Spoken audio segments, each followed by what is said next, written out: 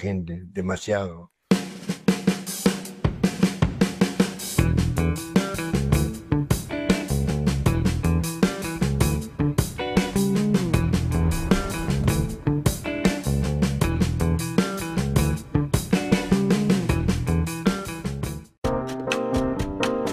Triple Click, periodismo extremo, hasta las 11, por FM La Patriada.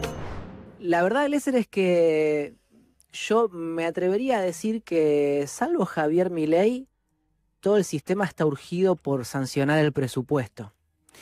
Hay una sola persona a la que yo la escuché y la leí.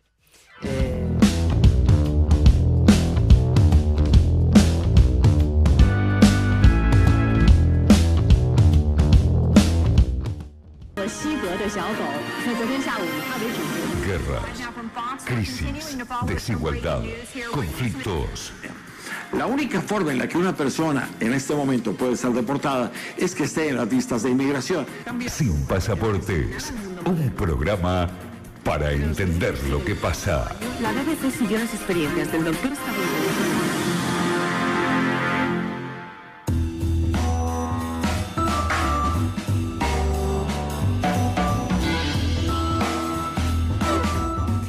Buenas tardes, bienvenidos y bienvenidas a Sin Pasaportes. ¿Qué tal? ¿Cómo están ustedes? ¿Presentes? Sí, hoy acá en Sin Pasaportes estamos haciendo y estamos celebrando un fin de ciclo, iba a decir, pero suena a otra cosa. Estamos dándole un cierre a una hermosa temporada que hemos tenido en este espacio, ultimísimo programa del año, y estamos de festejo porque es para festejar cuando se dan esos lugares para pensar, para estar juntos, para debatir. Muy buenas tardes, Gabriel, ¿cómo estás? Ori, ¿cómo estás? Bien, bueno, con un poco de frío porque es la época de los aires, sí, son los resfríos de aire acondicionado. Ahí hay la Greta está en entre eso. Aire y no aire. Yo soy de los no aire, pero bueno. No soy de mucho aire tampoco. No. No sé si... No es con vos. Mis peleas son con los taxistas, con los ahí. Puede bajar un poco el aire. La mirada esa que te parte al medio, diciendo, Claro, flaco, te saqué de los 40 grados del asfalto y me pedís que te baje el aire.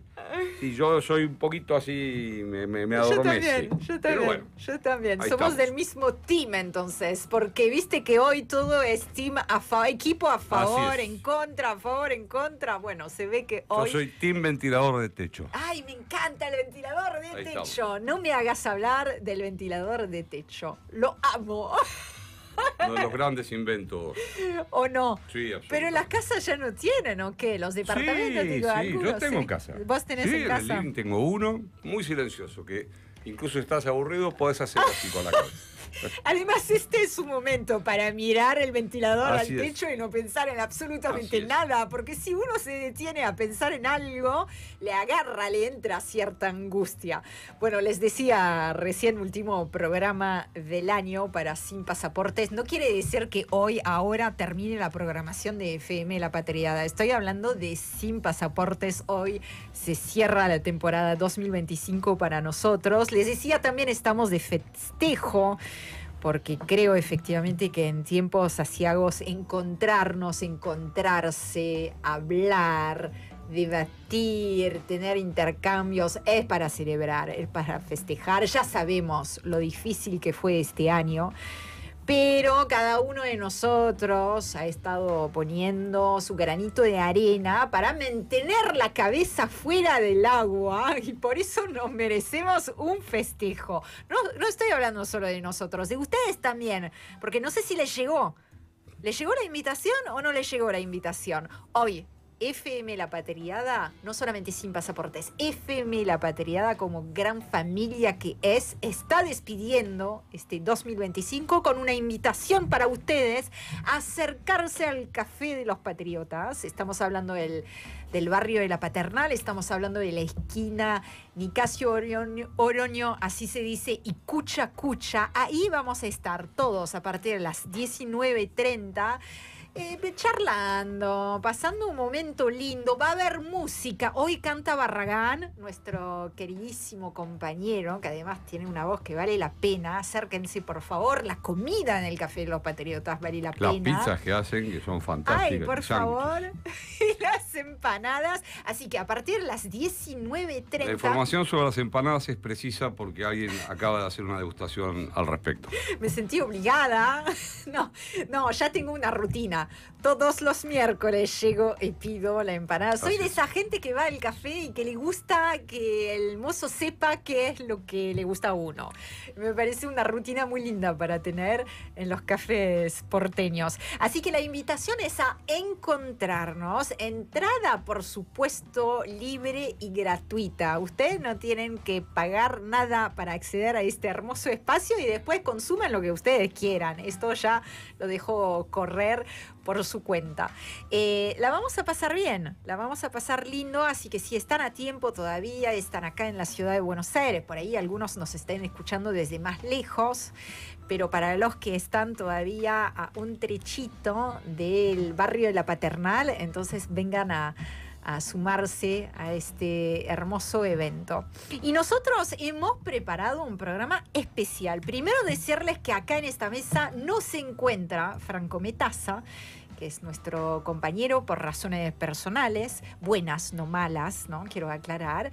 No está físicamente presente, pero por supuesto que participó en la preparación de este último programa. También vamos a contar con su voz. Un poco más adelante les vamos a compartir algunos audios que él nos estuvo mandando para, bueno, que podamos despedir todos juntos, aunque no estemos todos acá, que podamos despedir todos juntos esta temporada. Es otro, junto con Gabriel, de los ideólogos, ¿no?, de este espacio.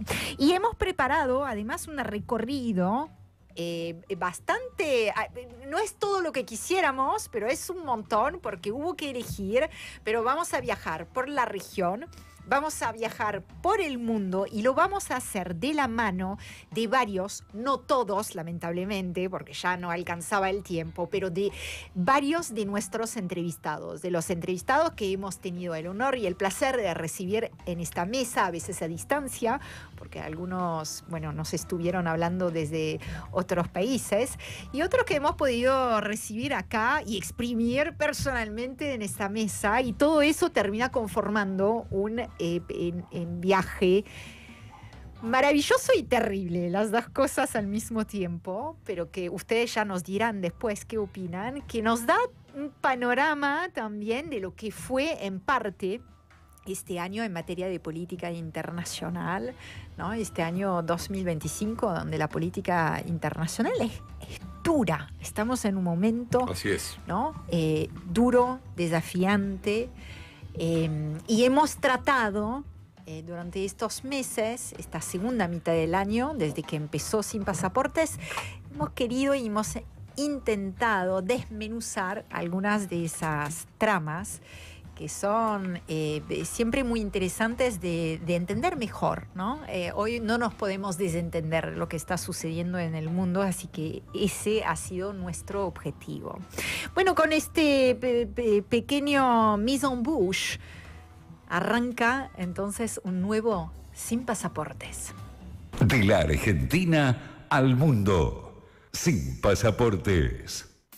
Encuentro en tu Postular radio. que Milei no quiere presupuesto y que trabaja para que no haya presupuesto es Alejandro Topo Rodríguez, ex diputado, director del Instituto de Consenso Federal. Lo mencioné la semana pasada en un programa que hice con Wallman, el del 8 de diciembre, que era feriado.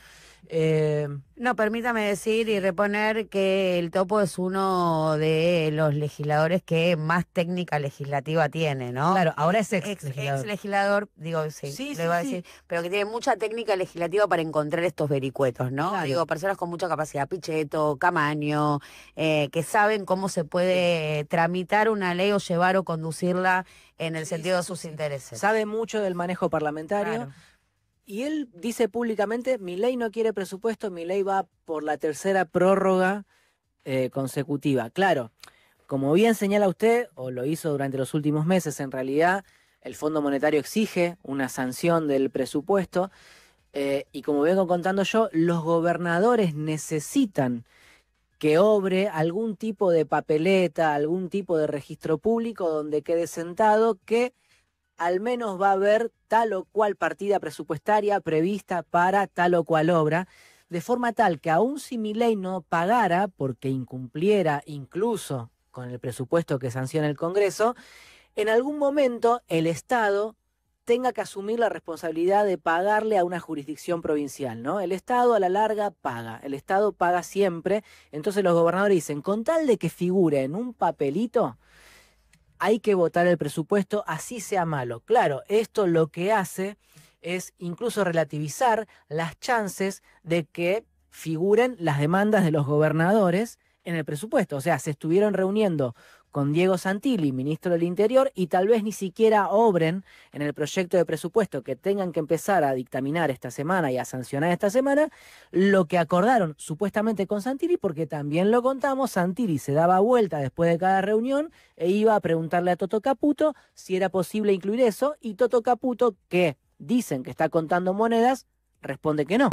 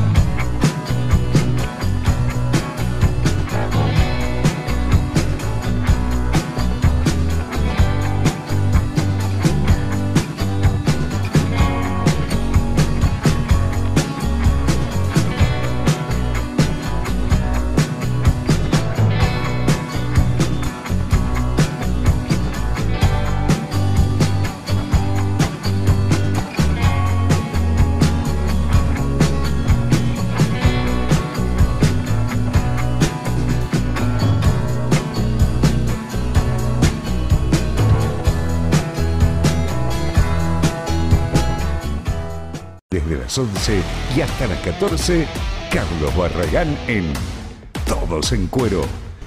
FM La Patriada.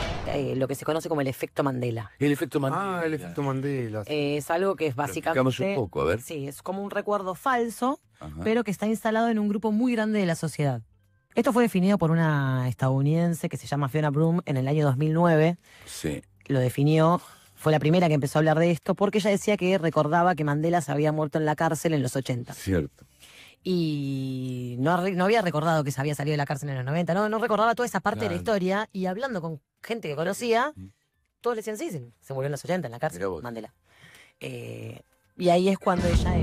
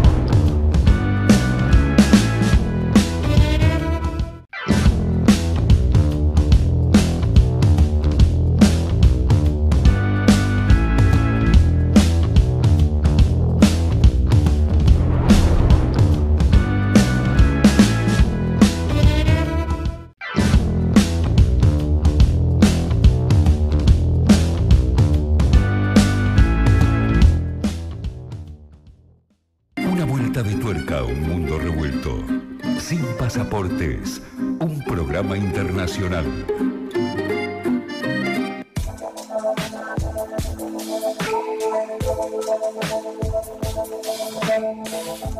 Cuando inauguramos este espacio a mediados de este año, dijimos que era un lugar para pensar el mundo y para pensar la Argentina, ¿no? En la relación con este mundo. Un mundo que claramente ya no es el de la globalización optimista, esto quedó atrás hace tiempo, donde el multilateralismo está muy golpeado, donde conviven también distintos polos de poder que a veces son difíciles de entender y de leer, y donde, lo decíamos recién en el inicio del programa de hoy, donde la política internacional siempre lo fue, pero es dura. Estamos en un momento complicado.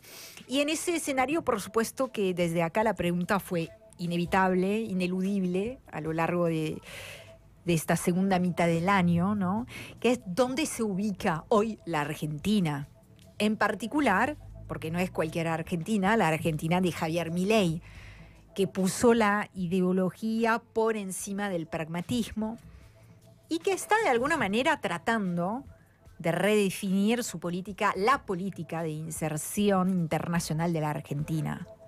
Justamente para pensar ese lugar, este año tuvimos la oportunidad de hablar con Ariel Martínez, que es sociólogo, ex subsecretario de Coordinación Política en el Ministerio de Agricultura, asesor en la Cámara de Diputados en temas vinculados a relaciones exteriores, y en este caso, en el fragmento que hoy hemos seleccionado para compartir con ustedes, habla de la matriz exportadora. Lo escuchamos. Argentina necesita diversificar su matriz de exportación. 65% de lo que exporta Argentina es agro. Pero dentro de ese 65%, otro 60% son 10 productos y 8 países. Oleaginosas y cereales son 2 complejos que explican soja y aceite de soja, por decirte, aceite de maíz, trigo. Entre esos 10 productos y 8 o 10 destinos, tenés el 60% del 60% de la exportación. Lo que a vos te hace fuerte en la inserción internacional, al mismo tiempo te hace muy vulnerable. Una sequía que le pegó al corazón productivo de esos productos y Argentina se hunde económicamente. ¿Cómo es esto de agregar valor? Vos tenés vaca muerta, crees que Argentina tiene combustibles fósiles para dentro de 100 años y vos ves que el negocio de los combustibles fósiles se acaba en 40 años y vos en 40 años los tenés que reventar. Entonces muy probablemente hagas inversiones y transformes parte de esa materia prima y parte no, la vendas como materia prima. Y bueno, es una dinámica de eficiencia económica, de tiempos y de proyecciones en donde vos podés hacer eso. Y también de mercados. China, volviendo al agro, necesitas volumen. En cambio, con Estados Unidos vos tenés esa situación distinta en donde podés vender productos más selectivos. De menor volumen, mayor valor agregado. Ariel Martínez, entonces, todos los fragmentos de las entrevistas que hemos hecho durante este año y que vamos a compartir ahora, los pueden volver a encontrar, no solamente los fragmentos, sino las charlas enteras en el canal de YouTube de FM La Patriada. Sí. No, es interesante porque empezamos, recuerdo con Cecilia Todescaro, con Ariel, el debate sobre el acuerdo Unión Europea-Mercosur, que era parte. Él hablaba un poco del tema del valor agregado y estamos a supuestos 3 días de la firma de ese acuerdo que motivó gran parte de los temas que trajimos a esta mesa, porque el rol que jugamos nosotros y claramente es muy difícil de prever la capacidad de ese valor agregado a la que él hacía referencia. Hoy, si ese acuerdo se firmara, estaríamos teniendo que reconvertir incluso la matriz con la cual no solo la producción se desarrolla, sino con la cual se lleva y se transporta, porque la trazabilidad lo es todo también en esta etapa. Comenzabas diciendo que en la región Milei vino y fue, al principio parecía una figura aislada. Desde que Milei llegó a la región, el color con que se ha ido pintando es que, y hasta este domingo, con el triunfo de Kast, ha sido un cambio cualitativo, ¿no? Teníamos Bolivia, teníamos cantidad de situaciones, todo eso solo queda Petro, que veremos cómo se resuelve el año que viene. Resistiendo, sí. Y veremos, bueno, y Lula, que es un poco más allá de una resistencia, pero con complejidades y problemas. Todos estos debates arrancaron y parece que fuera hace un siglo, hace 6 meses, ¿no? Hace nada más que 6 meses, absolutamente. Pensar la inserción internacional de la Argentina, bueno, o cualquier otro país en realidad, es un ejercicio multifacético o multidimensional. Quiero decir con eso, no solamente es una cuestión de matriz exportadora o de comercio, de lo que se vende, a quién se lo vende y qué se compra, y que es también pensar, que es otro de los ejes que tuvimos en esta segunda mitad del año, es también pensar el margen de decisión. Es pensar la autonomía, es pensar la soberanía, que es una palabra que hemos traído muchas veces a esta mesa, legítimamente, con motivos que se entienden. ¿Y qué pasa sobre todo cuando ese margen se achica? Bueno, nosotros lo estamos viviendo en presente, acá en la Argentina, pero hay un ejemplo. De hecho, es uno de los cuestionamientos, ¿no?, de la política, la gestión de Milei en materia de política exterior, ¿no? ¿Cuánto de ese margen, de esa autonomía, de esa soberanía se están entregando? Pero bueno, para corrernos un poquito de la Argentina, en la región, hoy tenemos un ejemplo que es extremo, que es el de Ecuador, que es un país al que hemos viajado en varias oportunidades también a lo largo de este ciclo, que es un país, como lo hemos dicho varias veces, en estado de excepción, en las calles, en la economía, en la política, para tratar de entender mejor ese proceso ecuatoriano que nos habla de mucho más que de Ecuador.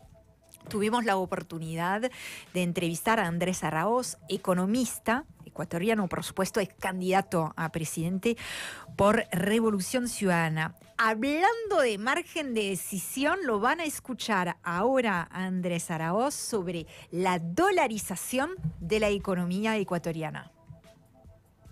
Una economía dolarizada, pero también entiendo yo endeudada bajo monitoreo del Fondo Monetario Internacional, con varios aspectos de su política dictados directamente. ¿Cuánto margen real de soberanía económica conserva todavía Ecuador? Poquísimo. Si bien antes, a pesar de estar dolarizados, teníamos los instrumentos de política económica nacionales, ahora, a pesar de tenerlos en papel, con el acuerdo con el Fondo Monetario Internacional se restringe su uso para fines de fomento productivo, de política de inversión pública y otros aspectos de la economía que hacen que ahora tengamos una economía raquítica, que crece poco o nada, que tiene una emigración gigantesca de más de 500,000 personas desde que volvieron los gobiernos de derecha. Es además un impacto sustancial en la falta de empleo al no tener estos resortes monetarios disponibles para estimular la actividad económica. La política del FMI ha ordenado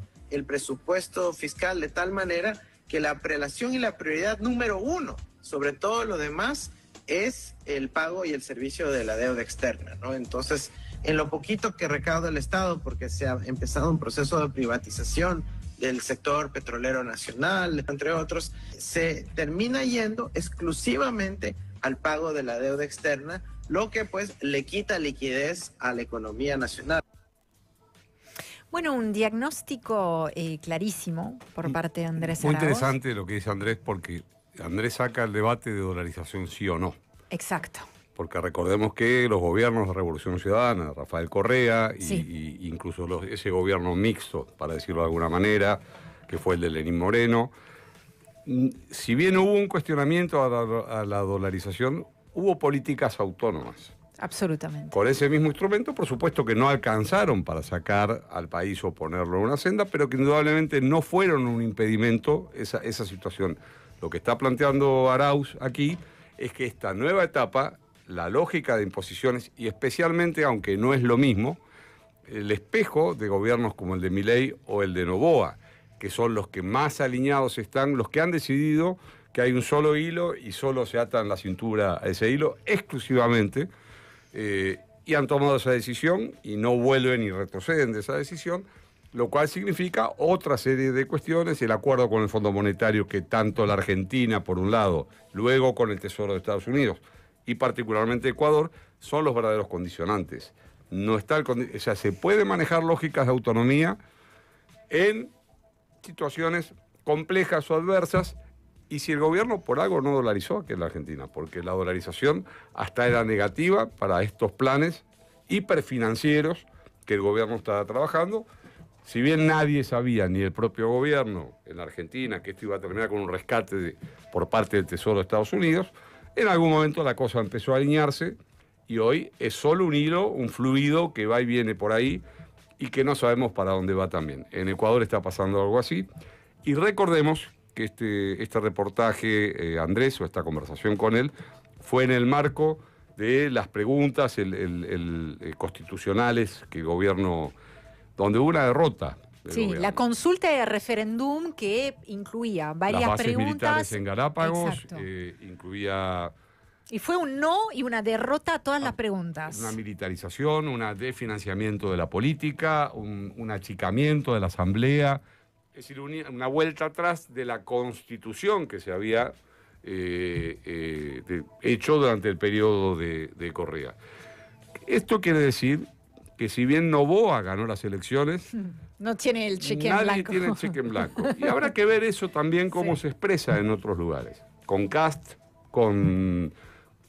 si con Kast vuelve un pinochetismo y el Chile hiperclasista que conocimos, o si la movilidad liviana, pero movilidad al fin, que la última etapa fue conquistando, incluso en el terreno de derechos laborales. Sí. Y así en cada lugar habrá que ver si cuando vamos a lo específico, cuando vamos a la reforma laboral argentina, si haber ganado una elección certifica para poder llevar adelante sus planes. Absolutamente. Ecuador tiene una matriz muy compleja. De hecho, a veces nos cuesta, ¿no?, entender qué es lo que está sucediendo porque tiene sus propias condiciones, características, quiero decir, que hacen que no... Bueno, ahora Argentina y Ecuador son dos países bien distintos en algunos aspectos, pero en todo esto que acabas de destacar hay algo para mirar, hay algo para estar atento. Cuando hablo de matriz compleja, hablamos, por supuesto, como lo hacíamos recién, la parte económica. Tenemos realmente en Ecuador una cohesión social que está muy al límite, con mucha pobreza, mucha desigualdad. Un nivel de informalidad altísimo. Descomunal. Inexistencia de lógicas sindicales prácticamente no hay. Acaba de limitarse el sector público en una de las decisiones como producto de estas imposiciones del Fondo Monetario, fue el achicamiento bestial del sector público, que efectivamente funciona en una doble faz. Por un lado, como un Estado presente, y también es lógicamente una forma de subsidio y de contención. Y así funciona. Es un debate largo para dar, pero sí, no es un debate que no sea actual. Y bueno... A todo esto le podemos sumar, Gabriel, una violencia desatada en Ecuador. La colombianización, el rol que Colombia cumplía, pasó a cumplirlo Ecuador. Y las rutas del narcotráfico, claramente encontraron camino por ahí. Y de esto también estuvimos hablando con Andrés Araoz y lo escuchamos sobre el narcotráfico en particular. Tú analizas el fenómeno del narcotráfico, tienes que analizar conjuntamente dos otros pilares de ese negocio. Uno, los flujos financieros, y el otro, los flujos de armas. En el caso del narcotráfico, no se va pues la mayoría de la cocaína que sale de las costas ecuatorianas, colombianas, en lanchitas. La mayoría de la droga sale en contenedores, ¿sí?, en puertos y principalmente en cajas de banano. Resulta que el presidente es el dueño de la principal exportadora de banano del Ecuador y la principal dueña de los puertos y la principal naviera que carga containers de banano del país y consecuentemente del mundo. La mayoría de la droga en la actualidad no se está yendo a Estados Unidos, por lo menos no la que sale del Ecuador, sino que se va hacia Europa. Para poder salir de las costas ecuatorianas que están en el Pacífico, para llegar a los puertos europeos de Rotterdam, de Hamburgo, de Amberes, tienes que pasar por el Canal de Panamá. Y no puede ser posible que desde aquí hasta allá pase por un canal que no mide más de 5 metros de ancho y no pueda ser detectada, ¿no? Entonces hay una realidad específica sobre el tráfico de drogas que no es la que se está posicionando mediáticamente y que merece un análisis científico, riguroso, apegado a la verdad, y es ahí donde están las respuestas respecto al flujo de la droga como tal.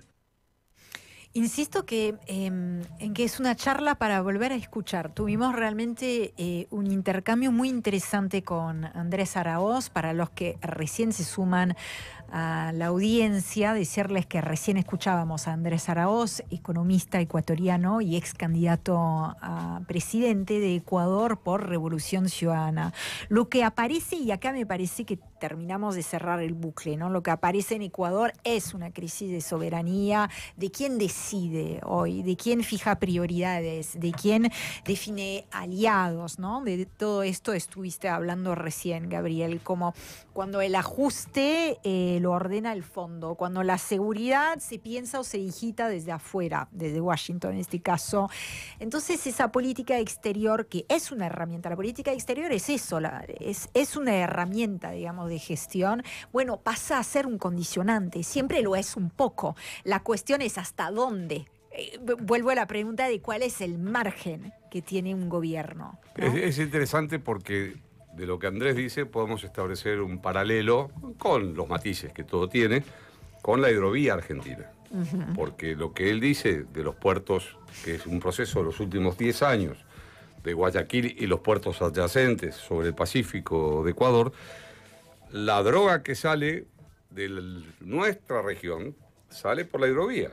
Claro. Y ya se ha comprobado eso. Hace muy poco un decomiso accidental, no producto de la inteligencia de las fuerzas, pero permanentemente hay decomisos de las barcazas y lanchas y lanchones y barcos que vienen y atraviesan esas venas enormes, o arterias, mejor dicho, que es la hidrovía. Y efectivamente la situación es la misma, grandes alaracas de seguridad sobre estas cuestiones, pero no podía hace poco la ministra de Seguridad, como parte de los acuerdos con el Homeland Security, anunció una especie de nuevo plan de seguridad para hidrovía, que en realidad es el mismo plan preexistente, con las mismas 2 lanchas israelíes que compró en su anterior gestión y que no pueden transitarla porque necesitan un calado mayor para hacer de lanchas rápidas, es decir, hay un negocio alrededor del armamento. Es interesante para entender también cómo estructuras distintas, países distintos, situaciones que se van homologando cada vez más, ¿no? Absolutamente. De hecho, vamos a seguir ahondando en ese análisis para entender mejor cómo se reconfiguró la relación en particular, en este tablero complejo que estamos tratando de describir, la relación entre Ecuador, entre Quito y Washington, ¿no? Ecuador y Estados Unidos. ¿Y qué implicancias tiene para la región? Bueno, justamente sobre esta materia en particular hemos tenido la oportunidad de hablar este año con Fernando Yepes Lazo, ex vicecanciller de Rafael Correa, en su momento ex embajador también en Buenos Aires. A ver, acá me están diciendo que tenemos otro audio de Pari y no tendrían a mano el de Yepes Lazo, pero de todas formas les cuento yo, porque tengo acá algunos apuntes.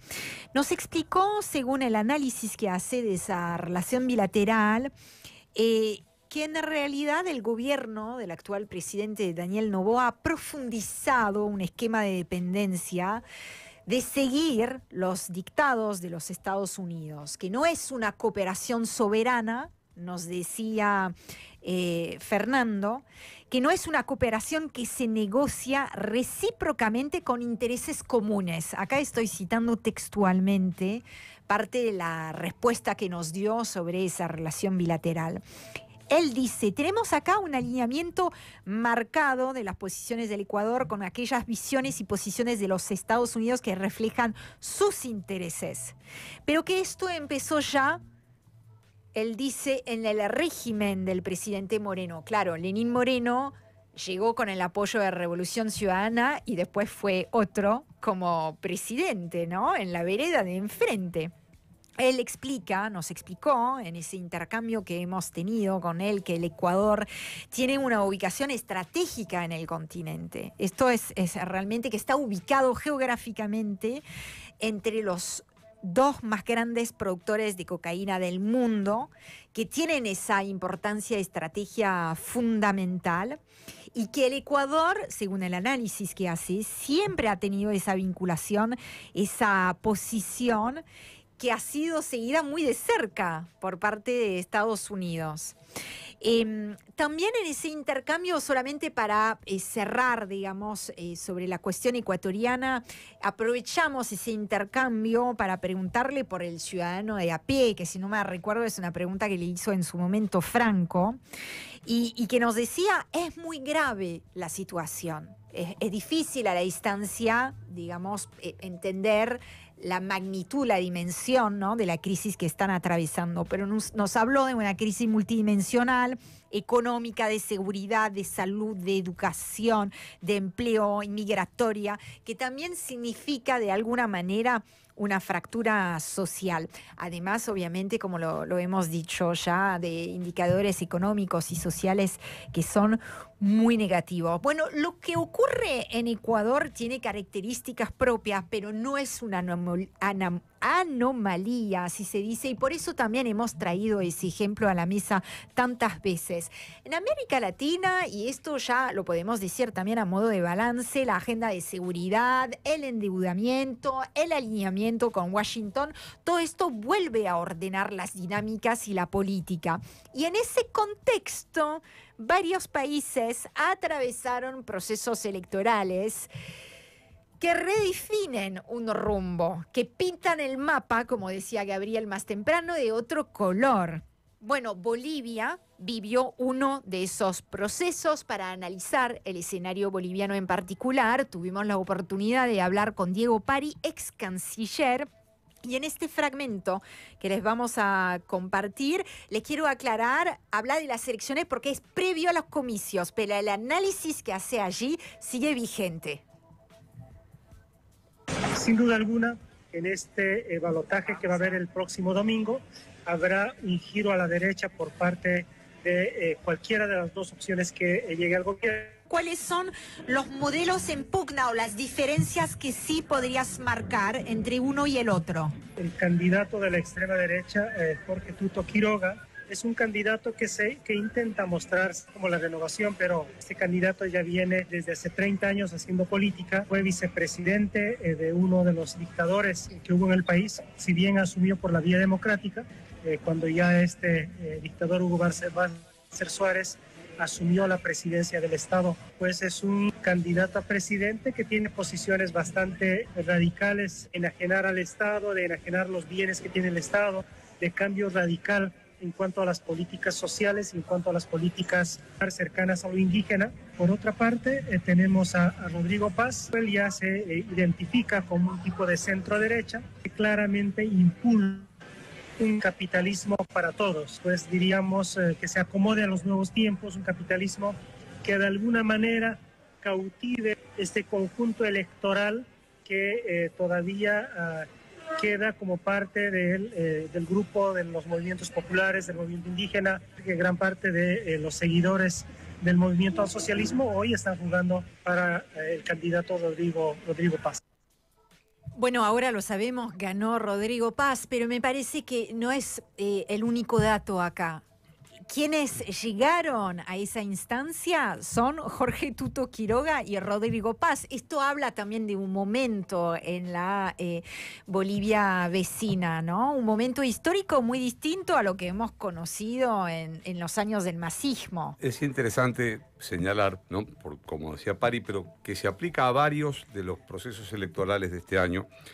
Él dice, bueno, el candidato de la ultraderecha y luego un candidato de centro. El centro derecha y la ultraderecha se están difuminando. Sí.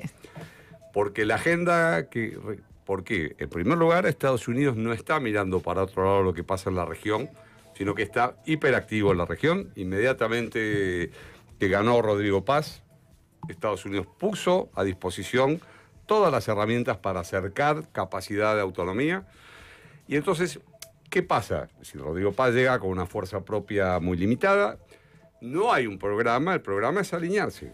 Y hoy tenemos un Rodrigo Paz probablemente más cercano al programa que impulsaba su contrincante, y eso está sucediendo.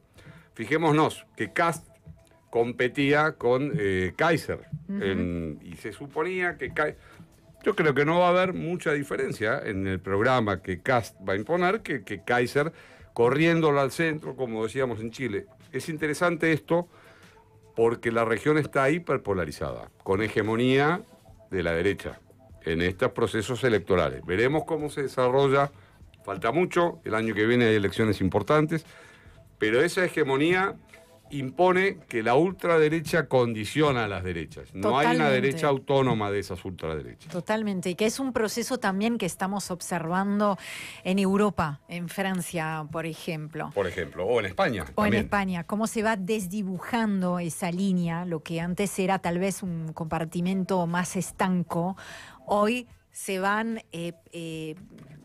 las batallas culturales. Mimetizando las agendas, de alguna manera. Y las agendas son cada vez, para 20 años atrás, hubieran sido agendas vistas como hiperminoritarias. Y hoy son agendas casi de gobierno. En Alemania, ese tipo de agenda, hoy está primero en las encuestas electorales, ¿no? ¿Dónde está el PRO en la Argentina? Que era la derecha más derecha que nosotros habíamos conocido por lo menos desde el año 83. Ese es, creo, uno de los temas que hay que analizar en el futuro que continúa. Bueno, ya que mencionaste la situación de Chile, ¿no? La victoria de José Antonio Kast, te propongo que volvamos a escuchar un fragmento de la entrevista a Harold Correa, que es abogado ecuatoriano, chileno, asesor político, y también decirles que esto fue previo, pero igual sigue válido y vigente el análisis, pero fue previo a los comicios. Y él fue asesor de Bachelet, muy importante marcar eso también. Absolutamente, lo escuchamos. Liderazgos que pretenden conquistar la presidencia hacen una mala interpretación del electorado. Todo el mundo cree que el centro en Chile es muy ancho, que hay mucha diversidad de centro. Y si eso fuera así, no estaría liderando la encuesta una persona que viene de la raigambre comunista y una persona que viene de la extrema derecha. La disputa que hay es por el sentido común, más bien. Eso ayuda, sobre todo a la centroizquierda, porque la identidad de muchos chilenos, particularmente en el mejor momento de la democracia chilena de los 90 en adelante, la identidad del 50% de los chilenos es de centroizquierda, particularmente porque está marcada a fuego por la elección del 88 que sacó a Pinochet. Y la derecha también. La derecha tiene por lo menos un 30, un 40% duro, que viene con los abuelos y con los padres y ahora renovada juvenilmente incluso por la reivindicación de lo que fue la dictadura de Pinochet. Entonces creo que el centro no es el concepto que los candidatos deberían buscar explícitamente, a pesar de que muchos lo entienden, verbalizan de una manera así como el centro. Lo que están buscando es el sentido común. Y el sentido común del chileno hoy día te dice, necesitamos que este país vuelva a funcionar, que la economía me vuelva a dar réditos como me dio en los 90 y los 2000, y que haya seguridad. Y en esa disputa de relato es muy peligrosa, sobre todo para los sectores que tienen una innovación política desde el progresismo. Sí, que sigue vigente ese análisis. Así que ahora sabemos, ya con el diario del lunes... que un gran entrevistado. Sí, Fue también. muy preciso, sí. Para un hombre que conoce bien incluso la crisis de la izquierda que él de alguna manera ya estaba mostrando y bueno, que todos preveíamos que iba a tener lamentablemente este resultado. Sí, porque en realidad Janet Jara llegó efectivamente, se impuso en el primer lugar, en primera vuelta, pero ya sin margen para ganar votos. Era obvio, y no solamente por eso, porque no es una cuestión solamente de cálculo. ¿No? Absolutamente. Y José Antonio Kast logró el apoyo de las derechas. Así que Chile va a tener a un pinochetista como presidente, hay que decirlo, él mismo lo viene reivindicando, aunque ha matizado mucho su retórica en el marco de esta campaña. Tiene él una larga trayectoria en política y ha sabido demostrar el apego. De hecho, en su momento votó por la continuidad de Pinochet, pero más allá de ese voto en los años 90, finales de los 80, a lo largo de toda su trayectoria, que incluye 16 años como diputado, ha demostrado efectivamente su apego a un modelo que algunos tal vez creían enterrado, pero que está ahí todavía. Yo la escuché a Claudia Sheinbaum esta semana decir algo. Me pareció sensato, reconoció, por supuesto, la victoria de Kast. No hay duda alguna sobre el resultado. Y además en condiciones absoluta. democráticas. Y Claudia Sheinbaum, como presidenta de México, dijo: me parece que es un buen momento para que los progresismos vayan pensando y reflexionando en cuáles son las circunstancias, las condiciones que están permitiendo ese avance. Ahí me parece que hay una lectura transversal que no es solamente propia de Ecuador, de la Argentina, hay algo más general. Y ahí lo dice justamente de ese fragmento que recién escuchábamos, ¿no? La gente necesita que algunas cosas estén resueltas. Y a veces están dispuestos efectivamente a cerrar los ojos sobre otros aspectos con los que no comulgan, como podría ser una reivindicación de la dictadura. Yo no estoy segura que toda la gente que haya votado a José Antonio Kast, del mismo modo que toda la gente que votó a Milei, no es mileísta, de hacerse del libreto ultraderechista, libertario, narcocapital, lo que fuera. No, yo creo que hay gente concretamente que vio una posibilidad de cambio. Ese es el debate abierto, ¿no? Este es el debate abierto. Absolutamente.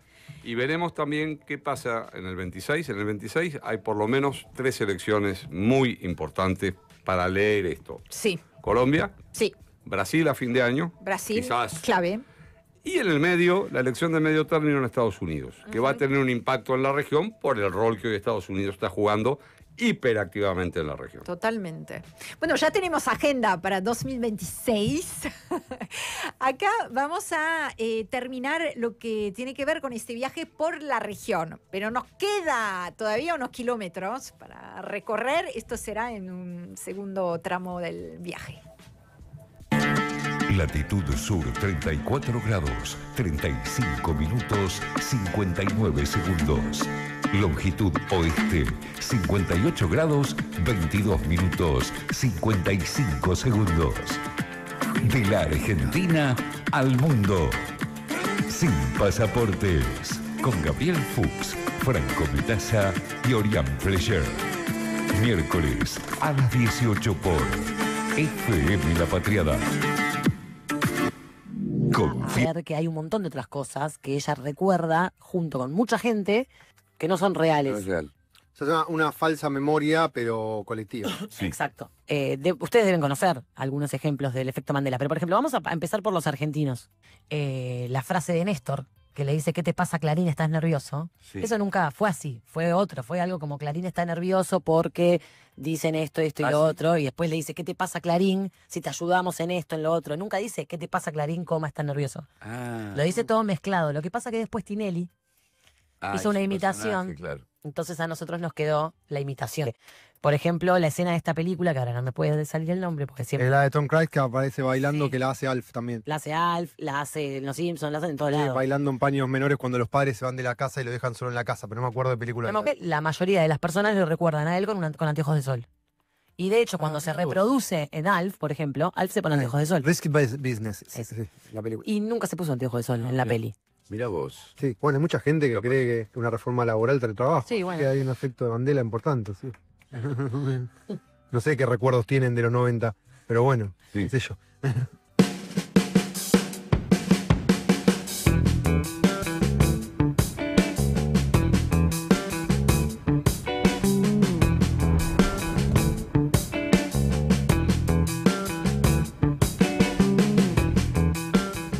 Lo viejo funciona. Hasta las 16 por FM La Patriada. La victoria es que nunca es para siempre, pero lo bueno que tiene la derrota es que tampoco es para siempre. Exactamente. ¿No? Exactamente. No, esa característica que vos decís es la característica, yo creo, principal de China, el activo que es la planificación a largo plazo, ¿no? Que yo creo que es uno de los temas que yo busco siempre problematizar y en los cuales también nuestra doctrina, ¿no? Yo soy peronista, justicialista, tiene un corpus también muy interesante, ¿no? Yo siempre planteo esto, que los planes quinquenales arrancaron primero en Argentina que en China. En China arrancaron en el 53. La diferencia, bueno, que ellos lo sostuvieron, el año que viene van por el 15º plan quinquenal, claro. O sea, desde el 53, bueno, y en Argentina se frustró en un plan quinquenal inédito, si querés, ¿no? Y aún así, con esa frustración, muchas de las bases de lo que tiene hoy Argentina son productos de esa planificación. Con respecto a los documentos, primero me gusta estar con ustedes porque son muy estudiosos y ya el hecho de que hayas leído el documento de China, que tiene 28 páginas, son parecidos, el de Estados Unidos tiene 33, el de China 28, y para los que nos están escuchando, uno es este documento de seguridad estratégica que siempre hace cada administración. Cada presidente, claro. Exacto, cada presidente asume. Este de Estados Unidos se demora unos meses, yo creo que ahí la demora tiene que ver con esta negociación arancelaria. Acuérdense que en este segundo mandato de Trump arranca parecido al primero, pero con una escala arancelaria ya planetaria, ¿no? El primero estuvo muy enfocado a China, este segundo ya de alcance planetario. Pero mucho de las especulaciones de por qué demora este documento de la parte estratégica, porque generalmente se hace a los primeros meses, ¿no? Marcando la senda de lo que va a ser el gobierno, es porque precisamente estaban en la negociación comercial. Acuérdense que en esta primera ola nueva arancelaria, lo primero que hace Trump es desandar la parte tecnológica. O sea, le pone 100, en un momento queda casi una parodia porque llega al 140% arancel, que arriba del 100 le quiero decir a los que nos escuchan que está directamente parada la relación comercial, ¿no? Totalmente, ya pasa una desproporción absurda, y lo primero que tiene que hacer Trump en ese momento es recular y decir, sacar ese arancel a los componentes tecnológicos. ¿Por qué? Precisamente porque componentes, por ejemplo, como el iPhone, o muchos componentes como las computadoras, ya se fabrican centralmente en China. Claro. Las principales fábricas de iPhone están en China. Entonces le iba a pasar a Trump que sus ciudadanos iban a comprar más barato el iPhone, un icono, ¿no? para Estados Unidos tecnológico, en China que en el propio Estados Unidos. Claro. Entonces él tiene que desandar eso rápidamente y después sigue. Viajar a China, comprar. Exactamente, es como acá los argentinos que viajaban por el esquema tecnológico, acá iba a pasar una situación paradójica.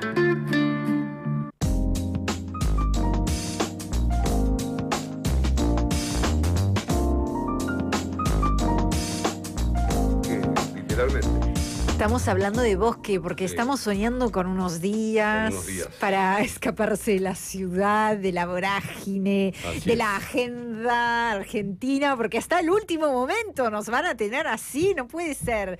Chau, chicos, ya está con el año 2025. Dejen de sacar reformas ahí debajo de las piedras, la reforma laboral, lo que fuera. Bueno, y también tomarnos un descanso de la política internacional, pero no ya, porque no terminó sin pasaportes. Este es nuestro último programa de esta temporada, no para siempre, de esta temporada 2025. Les decíamos en el inicio, justamente del programa de hoy, que Franco no pudo estar presencialmente, pero sí está, y de hecho nos mandó, vamos a empezar con un saludo para todos ustedes.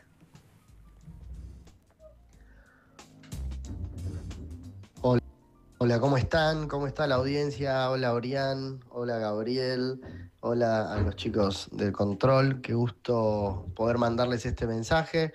No pude estar en el último programa porque, como siempre dice Ori, estamos moviéndonos para acá y para allá por la naturaleza de las funciones, pero quería mandarles un saludo, decirles que ha sido un año muy bueno para Sin Pasaportes. Creo que ha sido un proyecto que estuvo a la altura de las circunstancias. Hemos tenido invitados excelentes, hemos abordado temas de coyuntura, pero también hemos propuesto temas que quizás no están en la agenda y los pudimos traer al aire y debatirlos en profundidad como hemos hecho con todo.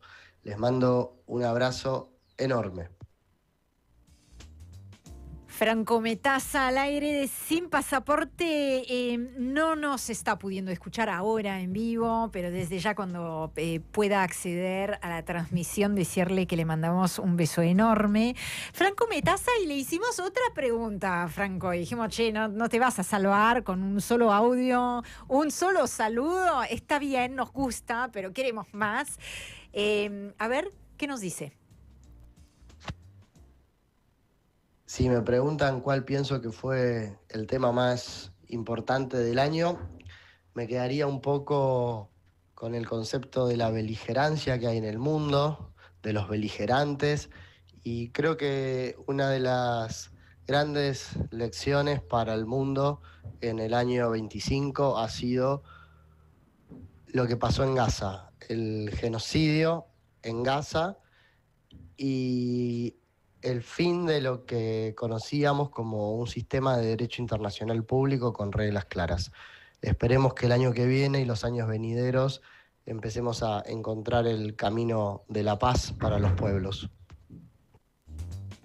Es sin lugar a dudas una de las fotos posibles de este año. Yo creo que ahí radica un desafío enorme en términos de geopolítica, el destino, por supuesto, de las y los palestinos, pero también en términos morales, ¿no? Lo que sucede en Gaza, el genocidio en Gaza, conducido por Benjamín Netanyahu, el primer ministro israelí, nos ha puesto a todos, más allá de las fronteras, en jaque, creo yo, en nuestros valores, en nuestra capacidad de responder al horror, ¿no? Esa idea del nunca más, ¿dónde quedó? Yo creo que se volvió a preguntar. Así es. Lo esencial y lo importante. Cada uno se quedará con su propia imagen de este año, pero sin lugar a dudas, esta es una ineludible. Sí, sin duda es la foto que está arriba, pero hablamos también de guerras que se han llevado como Sudán, que llevan miles y miles de muertos. Hablamos también de que Latinoamérica es zona de paz, empieza a ser una zona de tambores de guerra. Hablamos de muchas cosas, donde él habla de los beligerantes, yo creo que hay ahí una zona. Hablamos de una Europa que se rearma para una guerra. Totalmente. Esos sonidos son los que están cerca. Yo me quedaba con el tema de este año y el año que viene. Yo creo que esta vez, como decía un gran historiador, no hay un año, sino que hay un gran año que va a durar 2 o 3 años. Estamos en un proceso de tanta celeridad, tanta complejidad y tanta aceleración que al día están sucediendo cada situación y procesos. El bloqueo a Venezuela comenzó siendo la lucha contra el narcotráfico, ahora es el decomiso de los barcos y no sabemos dónde escalará y es un día a día. El acuerdo con la Unión Europea era una cosa y ahora es otra. La situación de la nueva doctrina de Estados Unidos pone blanco. Todos los días este año ha habido, con una celeridad imposible, casi de retener. Totalmente, de procesar. De procesar hechos. Por eso creo que el análisis hay que hacerlo muy estratégicamente, tomar datos de largo plazo que puedan ser sostenibles. Por supuesto que en paralelo a esto hemos visto un avance este año o estos 2 años de la tecnología que supera hasta nuestro entendimiento, así ¿no? es, y que está en plena expansión y donde además no solo la tecnología está en plena expansión, sino que los multimillonarios dueños de esa tecnología han multiplicado su capacidad de incidencia en la vida cotidiana y en la política absolutamente de todos los países del mundo. Así que ese es un panorama raro, ¿no? Ese mundo en disputa que muy bien acaba de describir Gabriel va a ser justamente eje del segundo tramo del viaje de hoy, potencia, guerra y tecnología. Volvemos en instantes.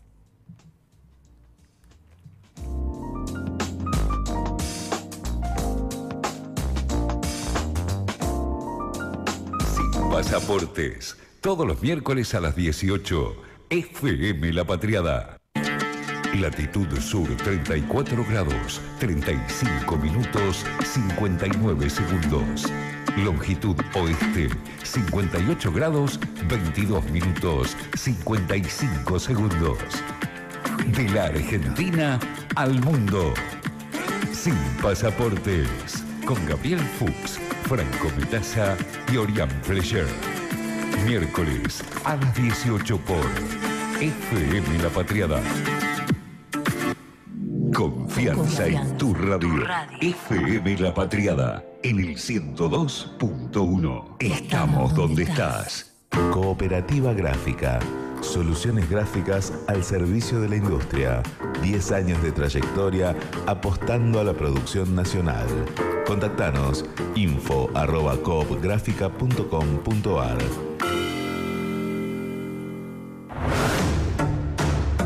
De acá no se va nadie. Gracias a vos seguimos al aire y sumando nueva programación. Y vamos a seguir adelante. Suscríbete a La Patriada en la web o en la app.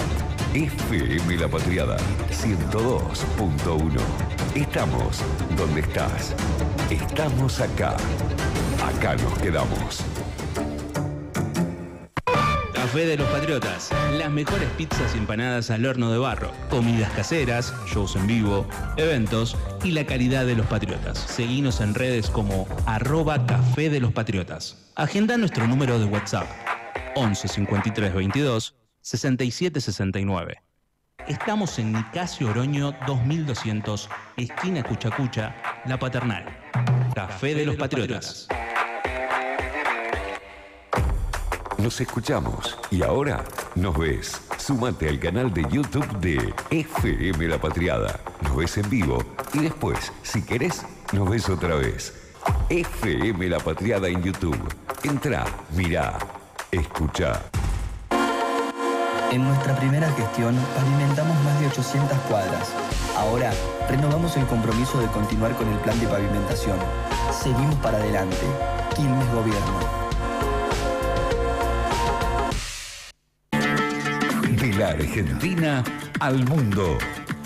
Sin pasaportes. Con Gabriel Fuchs, Franco Metaza y Orián Fleischer. Miércoles a las 18 por FM La Patriada.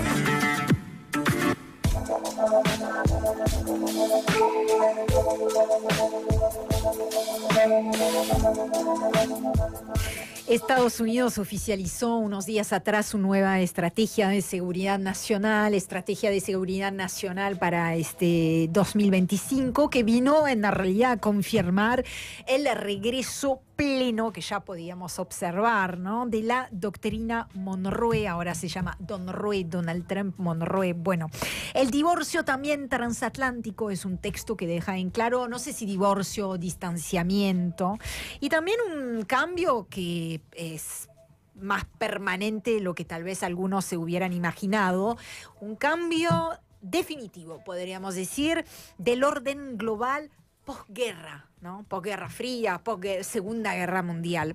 Bueno, tratamos desde este modesto lugar de leer ese mapa del mundo visto, obviamente un mundo visto desde Washington, desde la Casa Blanca, gracias, entre otras voces, al análisis de Luciano Ancelini, que es doctor en Ciencias Sociales, magíster en Estudios Internacionales, licenciado en Ciencia Política, profesor e investigador. Lo escuchamos en su análisis sobre ese documento en particular.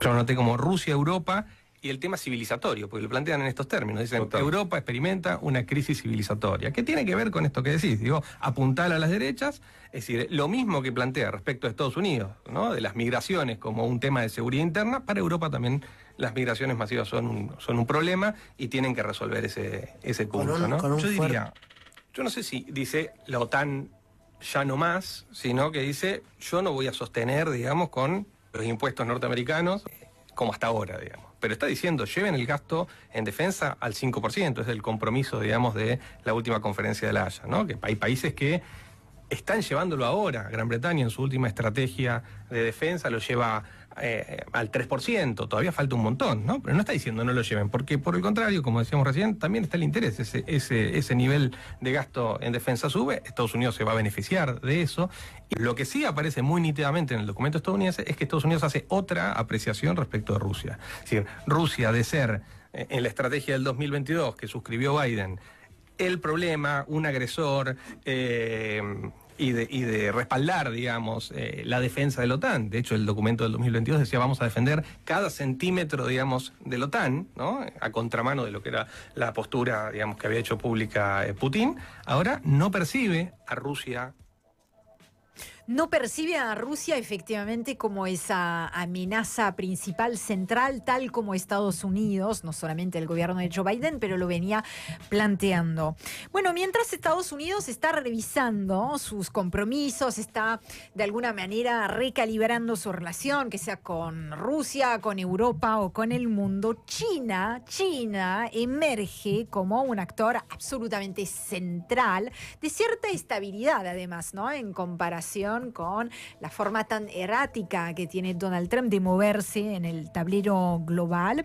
Se presenta o se quiere presentar o es un posible garante de cierto orden internacional, incluso motor en parte de la economía mundial. Para analizar esa dinámica en particular, durante el año tuvimos la oportunidad de hablar con Francisco Tayana, historiador, especialista justamente en China, divulgador. Algunos de ustedes ya lo conocen como stand-upero, autor de varios libros en esa materia, y lo escuchamos. En este momento China se presenta ante los ojos del mundo como un claro garante de orden internacional. Sin embargo, hablar en cómo se relaciona China con Estados Unidos, yo relativizaría el concepto de un declive estadounidense. Estados Unidos no es más el 50% del PBI mundial, tiene muchos indicadores sociales que están yendo para abajo, es un país donde la economía enfrenta algunas dificultades estructurales muy serias. Creo que el problema más serio que tienen por lejos es la deuda, que está llegando a niveles que son realmente astronómicos y no tiene ninguna señal de frenar. Es un país que tiene serios problemas sociales, serios problemas de polarización, un sistema político que está mostrando algunas grietas importantes, uno de los pocos casos de un país industrializado en donde empieza a disminuir la expectativa de vida. Por otro lado, la economía estadounidense nunca fue más grande que lo que es hoy. La población estadounidense nunca fue más grande de lo que es hoy. Si bien la calidad de vida en Estados Unidos ha declinado muchísimo, la turbulencia que está viendo esa sociedad se está elevando. En un análisis geopolítico puro y duro, yo no veo mucho repliegue. Estados Unidos está peleando un conflicto indirecto contra Rusia, sponsoreando una campaña muy agresiva por parte de Israel que, según mi cuenta, por lo menos ha bombardeado a 7 países en los últimos 2 años. Bueno, Estados Unidos muchas veces se dice una potencia en declive, por cierto, está en una disputa, ¿no?, por la hegemonía global con China. De hecho, muchos de los movimientos que estamos observando en la región, esa revitalización, si se quiere, de la doctrina Monroe también tiene que ver con esto. No sé si lo hemos dicho con palabra de forma explícita, pero obviamente que muchas de las decisiones en materia de geopolítica, de política exterior que está tomando Donald Trump tiene que ver con ponerle un freno a la ampliación de la zona de influencia que tiene China, que viene avanzando paso a paso desde hace años para justamente, con la ruta de la seda, por ejemplo, ¿no?, avanzar hacia África en un primer momento y ahora también desde hace unos años en América Latina. O sea, es que es un actor que no se puede sacar de ningún análisis que tenga que ver con lo que es Estados Unidos. Pero acá nos dice algo que es interesante. Está bien, hay algo en disputa, pero ojo, que ya está acabado Estados Unidos. Sí, eso, Francisco Cafiero, en eso difiere con otros analistas, ¿no? Sí, tal cual. Hay un debate distintas corrientes. Sí, hay como una corriente que dice los últimos estertores, que son los más peligrosos. Sí, eso, el manotazo de abogado. Pero de cualquier manera, cualquier lectura histórica, uno no puede hacer como si fuera una cinta métrica. Es decir, esto va desde el punto 3 hasta el punto 97. Es un proceso que va a tener altas y bajas y que puede terminar abruptamente o que puede terminar de una manera no controlada por la influencia de las propias tecnologías y por la influencia de las propias pasiones e intereses que están en juego, ¿no? Eso es así. En China es interesante porque él lo planteaba, pero es parte del debate, no se ve a sí misma como el polo de la contradicción. Claro. Es decir, que China no se analiza su política exterior, si bien su crecimiento, bueno, si bien uno ve el desfile que hubo este año en China, mostrando todo un poderío bélico impresionante, similar estéticamente a los viejos desfiles de la Unión Soviética, es verdad, donde pasaban los misiles transcontinentales enormes, hoy son más pequeños porque así era antes, con la presencia del líder norcoreano de un lado. Una de las fotos del año. Narendra Modi en la reunión del día anterior, con Putin. Yo diría que ahí esa foto sí habla de un polo de la contradicción. Nosotros tenemos esto, y acá estamos. Pero en la cotidiana, en la diaria, que es la que parece mejor hacen, No aparece, incluso se habla del famoso sur global. China se plantea como una lógica dentro de ese sur global, plantea las cuestiones comerciales muy desprovistas de condimentos ideológicos. Claro, Estados Unidos pone un límite a esa política, a esa guerra comercial muy ideológico. Volvemos a temas puntuales. El puerto en Ushuaia, lo decía el otro día, bueno, lo conversábamos, no podía tener componentes chinos, no podía, la hidrovía, la empresa estatal china fue sacada, y así sucesivamente el debate sobre las dos centrales que se están construyendo. Todo eso es mucho más claro por parte de Estados Unidos, la puesta en el límite, ¿no? En el Comando Sur, Laura Richardson, cuando vino a Argentina y en la etapa en la que ella tuvo un gran rol, ese rol yo también lo vi en Ecuador, señalaba muy claramente la doctrina que ahora está más expresada. Totalmente. Y el acceso a los recursos, lo ha dicho además con palabras y los claras. límites a la presencia china en ese punto. Absolutamente. La disputa entre esas enormes potencias también se dirime en el terreno de la tecnología. En este programa, en esta mesa, hemos podido hablar, por ejemplo, de los semiconductores, los chips, ¿no? Porque controlar los semiconductores es controlar la infraestructura del poder, de alguna manera. Cuando hablamos de semiconductores, hablamos de energía, de defensa, de medicina, de transporte, comunicaciones, o sea de que... todo, absolutamente todo.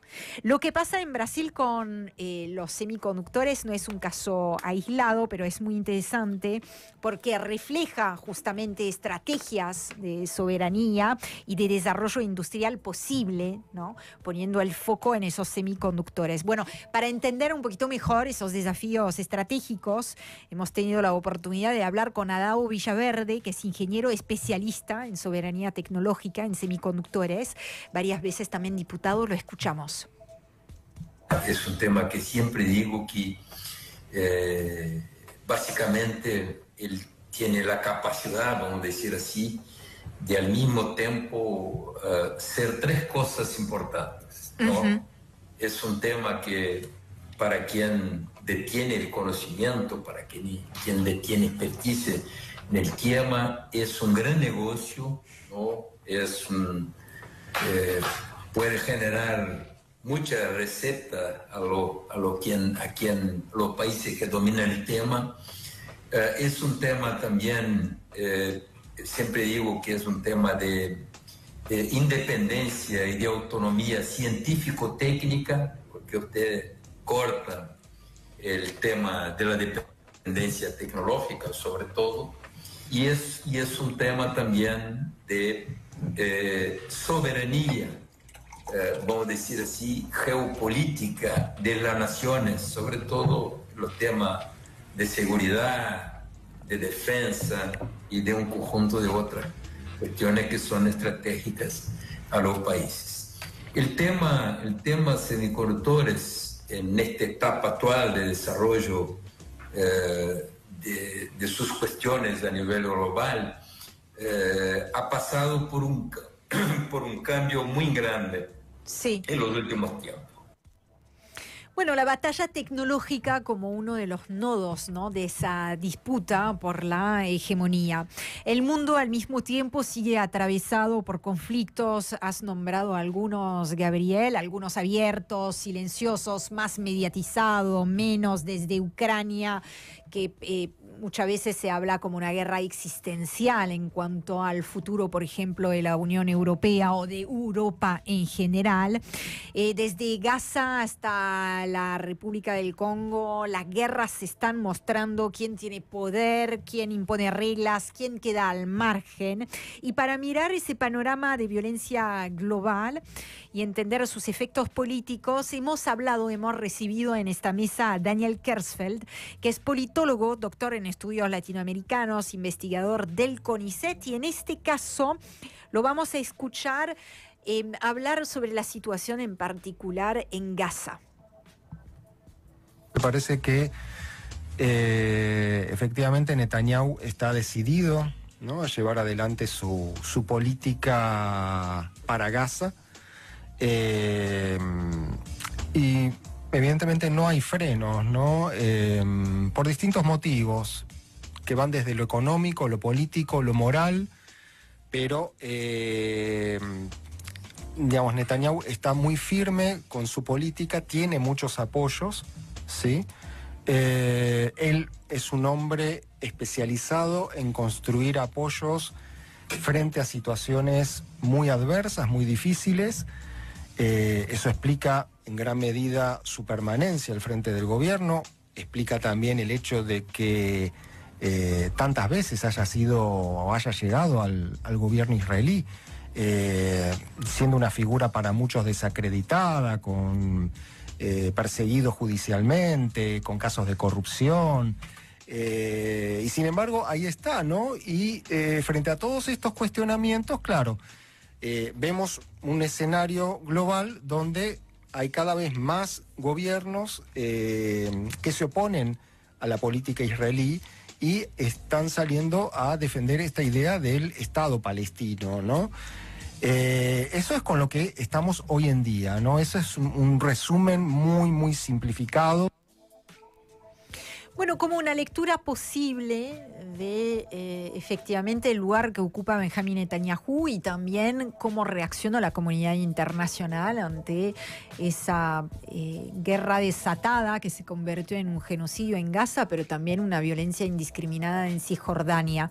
Esto es una entrevista de ya hace varias semanas atrás, todavía no se había llegado al mal llamado plan de paz de Donald Trump, que es más bien un plan de alto al fuego. Estamos todavía en la primera fase de ese plan que recibió el aval del Consejo de Seguridad de las Naciones Unidas, pese a ese acuerdo, violaciones constantes de sus compromisos por parte del gobierno de Benjamín Netanyahu, varios cientos de palestinos muertos a manos de la Fuerza de Seguridad israelíes desde que entró en vigencia el alto del fuego, y también ayer mismo hubo un incidente muy fuerte. Absolutamente, y una ayuda humanitaria muy insuficiente debido a los bloqueos constantes, restricciones extremadamente severas impuestas por parte del gobierno israelí y que hacen que, para los que seguimos atentos a lo que está sucediendo en el enclave palestino, que hace que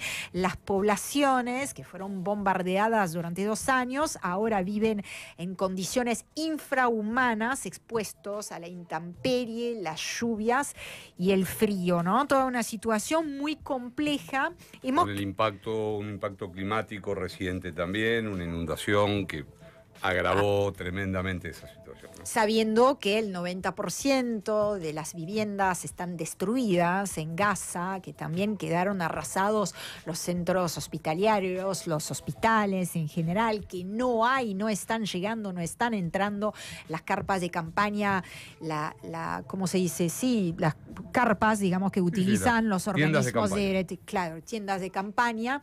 Bueno, que dan lugar a esas imágenes, esos testimonios, esas fotos que todavía nos están llegando, pese a que se ha presentado en su momento el plan de Donald Trump como ya el fin de esa historia. Nosotros, para analizar la situación y también el rol de la dirigencia palestina en ese futuro próximo, hemos tenido la oportunidad de hablar con Rafael Araya Mahri, que es presidente de la COPLA, que es miembro del Consejo Central de la OLP y miembro del Consejo Nacional Palestino, y nos dijo lo siguiente. Esto no es un plan de paz, es una tregua, es una suerte de página en blanco que está para llenarse, que está para discutirse. Esta iniciativa presentada por el presidente Trump no contó con la presencia palestina.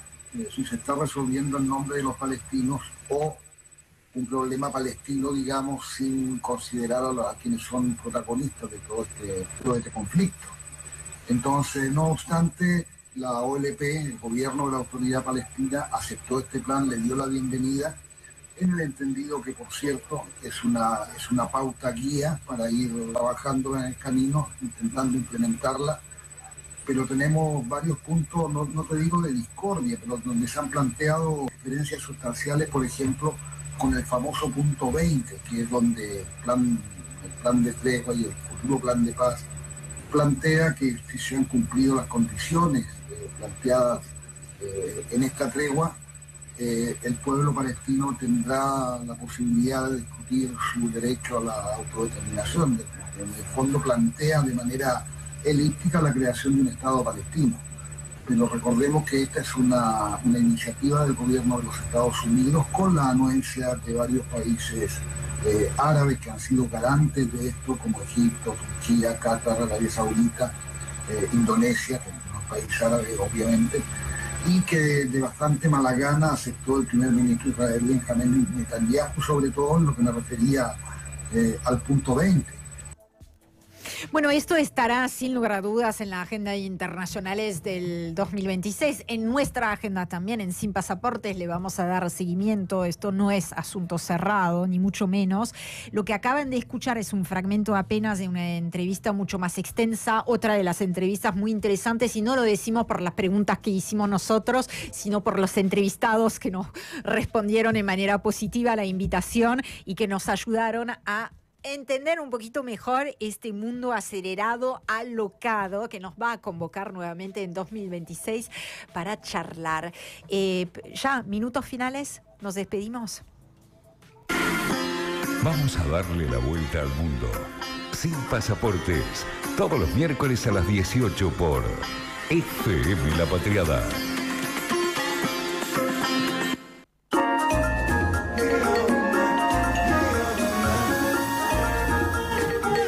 Ya llegó oficialmente el momento de despedirnos de ustedes hasta el año que viene. Por supuesto, despedirnos acá en Sin Pasaportes de este 2025. Decíamos en el inicio, un año maravilloso y terrible y horrendo, pero que al menos hemos tratado de atravesar todos juntos, abrazaditos. ¿Qué opinas, Gabriel? Al menos hemos intentado entenderlo y mejor. alcanzar algún hilo de la velocidad del cometa que se nos escapa. Y creo que eso está bien. Un placer haber trabajado contigo todo este semestre. Gracias. Con Franco, creo que hicimos una construcción.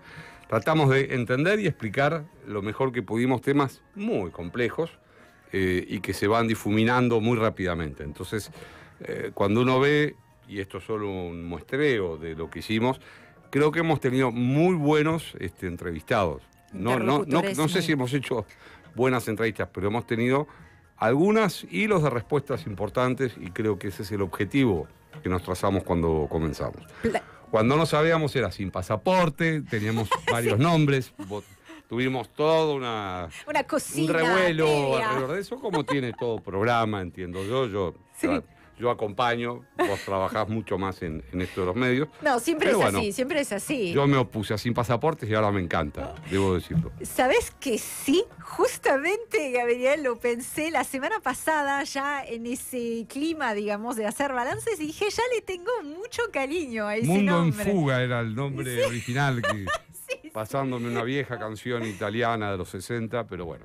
Y ya ahora ya es nuestro este nombre de Sin Pasaportes. Placer compartido. Gracias por la invitación a ser parte de este espacio. A vos, Gabriel, por supuesto a Franco también.